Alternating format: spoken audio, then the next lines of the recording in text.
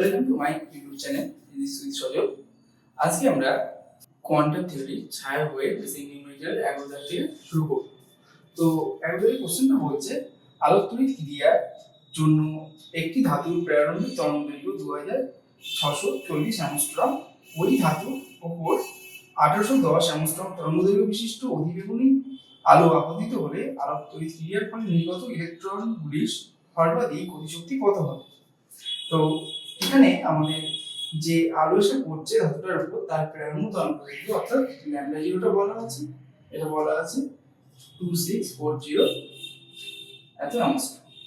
আর এখানে ওই ধাতুর উপরে এখন যদি একটা অতিবেগুনি রশ্মি যার তরঙ্গদৈর্ঘ্য বলা আছে 1810 অ্যাংস্ট্রম এসে পড়ে, তাহলে ওই ধাতু থেকে যে কত ইলেকট্রন নির্গত হবে তার মানে যে ইলেকট্রনগুলো নির্গত হচ্ছে তার সর্বাধিক গতিশক্তি অর্থাৎ ই ম্যাক্স এটা আমাদের বের করতে হবে। এটা কথা হলো বের করতে হবে। আমাদের কোশ্চেনে প্ল্যাঙ্কের ধ্রুবক বলা আছে h = 6.62 ×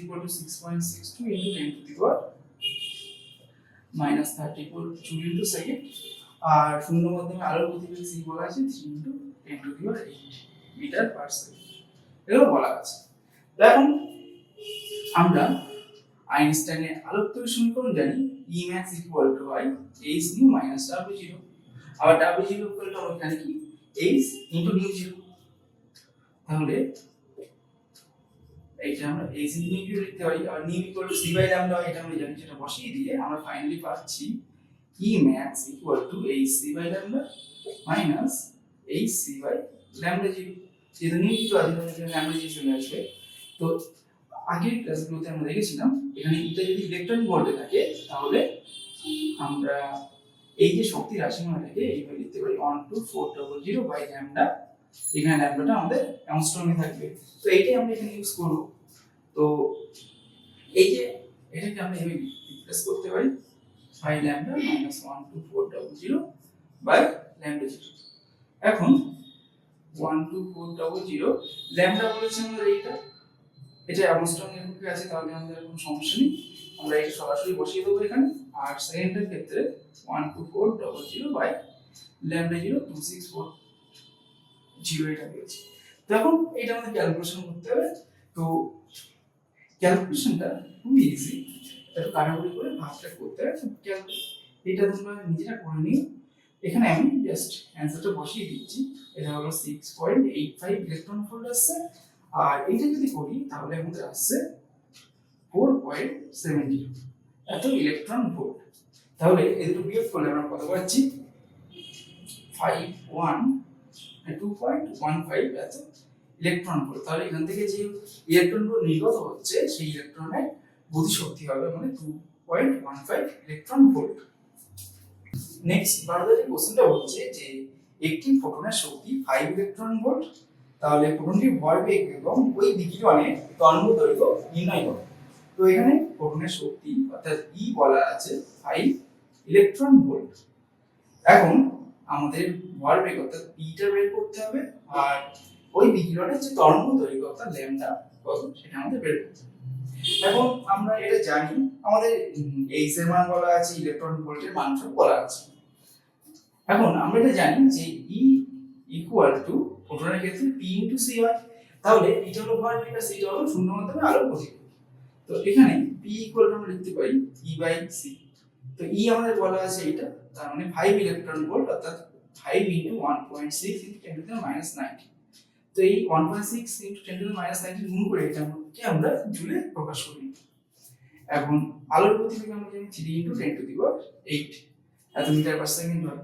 তাহলে এই যে ক্যালকুলেশন করি এটা আসছে আমাদের 580, আর একটা পয়েন্ট থাকার জন্য 8 চলে আসবে × 10⁻19/3 × 10⁸। তো এটা ভাগ করলে আমাদের 8 কে 3 দিয়ে ভাগ করলে আমাদের আসে 3 × 6 আর 2 পড়ে থাকলো। 2 কে যদি আমরা 3 দিয়ে ভাগ করি তাহলে 0.6 আসে, তার মানে 2.6 × 10⁻⁻, এই 19 আর এই 8 টা উপরে উঠে গেলে আমাদের +8 হয়ে যাবে, সরি +8 আছে -8 হয়ে যাবে, মানে -27 হয়ে যাবে।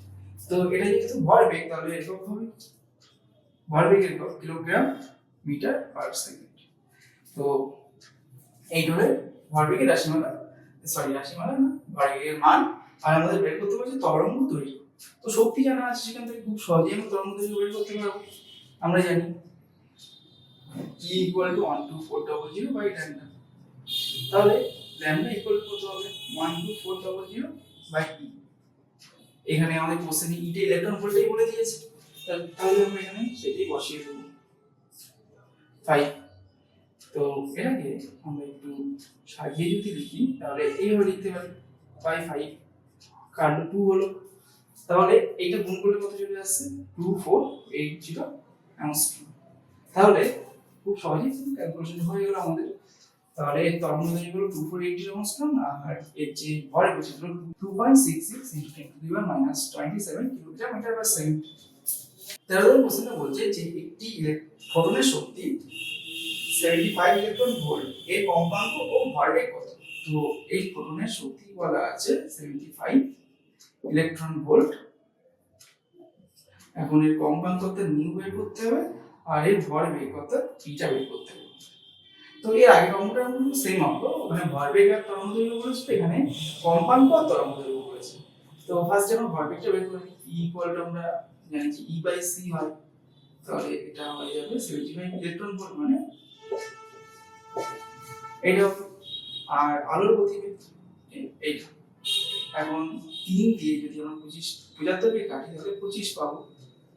তো এইবার 25 × 16 করলে আমাদের, আর এই 10 এর পাওয়ারটা গুণ ক্যালকুলেশন করলে আমাদের অ্যান্সারটা চলে আসবে। তো 25 কে 16 দিয়ে গুণ করলে আমাদের 400 আসে। আর এখানে আমাদের পয়েন্ট আছে, এই পয়েন্টটা এখানে দিলাম, তাহলে 40 আসবে। এখন আমরা 10 এর পাওয়ারটা হিসাব করব, -19 আছে, আর এটা যদি উপরে উঠে যায় -8 হবে, তাহলে 10 এর পাওয়ার চলে আসলো -19 -8 মানে -27। এইবার এটাকে আমরা এই যে জিরোটা আছে এটাকে 10 হিসেবে 10 এর পাওয়ার যদি লিখি তাহলে পাওয়ার 1 কমে যাবে, তাহলে ফাইনালি আসবে 4 × 10⁻26 কিলোগ্রাম মিটার পার সেকেন্ড। এইটা হলো আমাদের ভরবেগ। আর আমাদের কম্পাঙ্ক নিউ বের করতে বলেছে, তো আমরা E = কি জানি? h × new. তাহলে এখান থেকে নিউ = হবে E/h। E এর মান আমাদের 75 ইলেকট্রন ভোল্ট বলেছে, তার মানে এটার সাথে আমাদের 1.6 × 10⁻19 গুণ করতে হবে। আর h এর মান হয় 6.626 হয়। তো এইটা × 10⁻34 জুল × সেকেন্ড। এখন এটাকে আমাদের অ্যাপ্রক্সিমেশন করে ক্যালকুলেশন করতে হবে। তো এখানে আমরা এইটাকে অ্যাপ্রক্সিমেটলি 6.4 ধরে নিয়ে ক্যালকুলেশন করব, ক্যালকুলেশন সুবিধা হবে। তাহলে এটা কেটে দিলে আমাদের 4 চলে আসবে। এখন 75/4, তো 75 কে 4 দিয়ে ভাগ করলে আমাদের কত আসে? 18.74 ইনটু আমাদের 10 এর পাওয়ারে চলে আসছে -19 + 34, এটা উপরে উঠে গেলে 34 হয়ে যাবে প্লাস। তাহলে এইটা করলে আমাদের আসছে ক্যালকুলেশন 10 এর পাওয়ারটা 10 টু দি পাওয়ার মাইনাস না প্লাস হয়ে যাবে 50।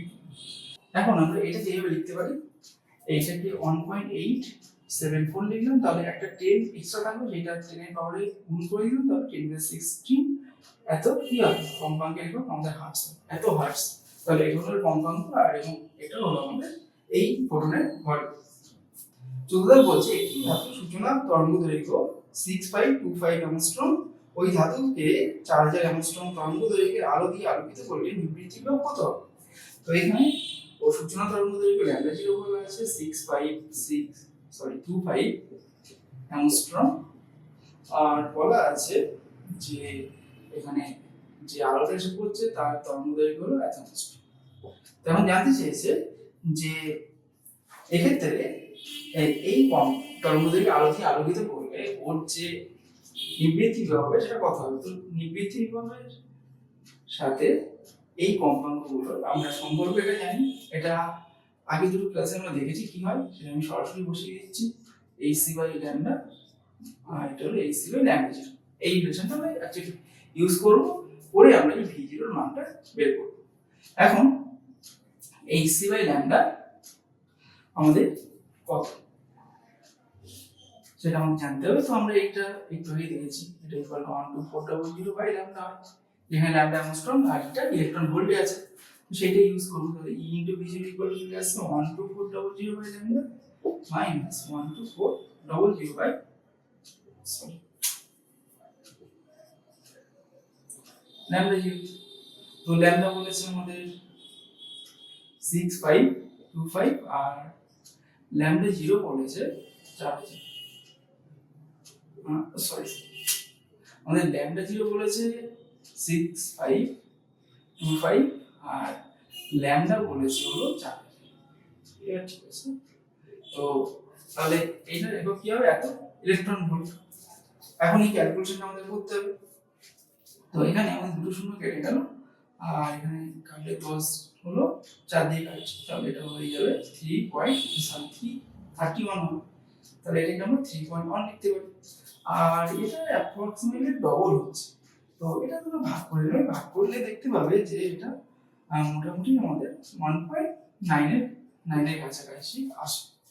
তো এই ভাগ করার পরে আমরা যেটা পাচ্ছি, এত electron volt EV equal to V0 equal to, তাহলে E ইনটু V0 আমাদের আসছে, বিয়োগ করলে কত আসবে? 1.1 ইলেকট্রন ভোল্ট আসবে। এবং ইলেকট্রন এটা কেটে যাবে, কেটে গেলে আমাদের V0 ইকুয়াল টু আসবে 1.1